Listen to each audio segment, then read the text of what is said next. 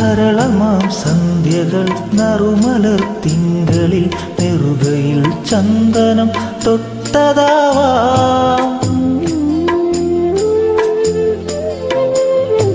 കുയിലുകൾ പാടുന്ന തൊടിയിലെ തുമ്പികൾ കുസൃതിയായി മൂളി പറന്നതാവാം.